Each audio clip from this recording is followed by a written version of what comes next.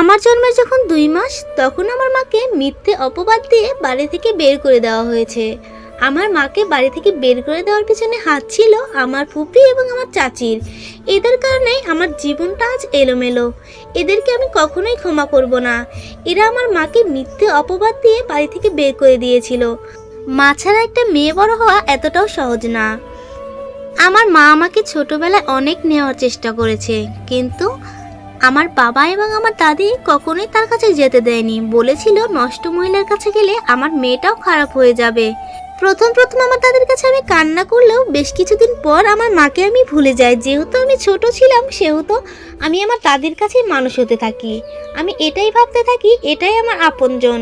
এইভাবে করে কিছু দিন চলে যায়। তারপর আমার বাবাকে আবারও নতুন করে বিয়ে দেওয়া হয়।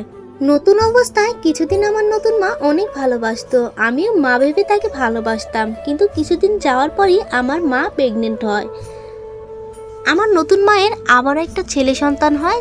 তখন থেকে আমাকে তেমন ভালোবাসতো না, কারণ সৎমা তো সৎমাই হয়, সৎমা কখনো নিজের মা হতে পারে না। সে তার ছেলেকে অনেক ভালোবাসতো। তখন আমাকে তেমন দেখতেই পারতো না।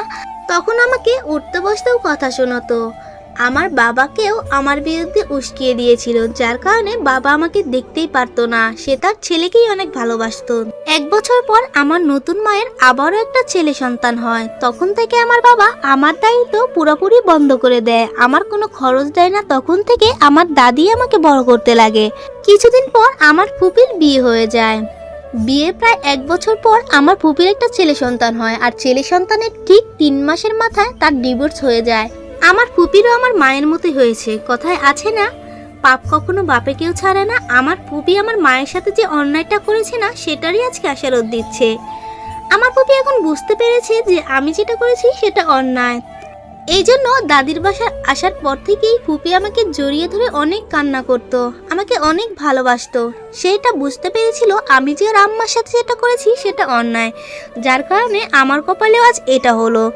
সেও হয়তো তার বাচ্চাকে অনেক ভালোবেসেছিল, কিন্তু তারাও তার বাচ্চাকে তার কাছে দেয়নি। এভাবে করে কিছুদিন চলে যায়। আবারও 1 বছর পর আমার ফুপি স্বাভাবিক হয়ে যায়। তখন আমার ফুপিকে আরেকটা বিয়ে দেওয়া হয়। সেটা ছিল আমাদের আত্মীয়র মধ্যে। আমার ফুপো আরেকটা বিয়ে করেছিল, কিন্তু সে বউ চলে যাওয়ার ক্ষেত্রে আমার ফুপিকেই বিয়ে করেছে। বিয়ের কিছুদিন পর প্রায় 1 বছরের মতো হয়ে গেছে, তখন আমার ফুপির আরেকটা ছেলে সন্তান হয়। কিন্তু দেখুন ভাগ্যের কি নির্মম পরিহাস, ফুপির এবারও সুখ কপালে সইল না। ফুপা তার আগের স্ত্রীর কাছে আবারও চলে গেল। ফুপির সেই আগের ছেলেটা যন্ত্রণা কাটিয়ে না উঠতে আরেকটা ছেলে হলো, সেটাও আবার দুঃখের কারণ হলো। তখন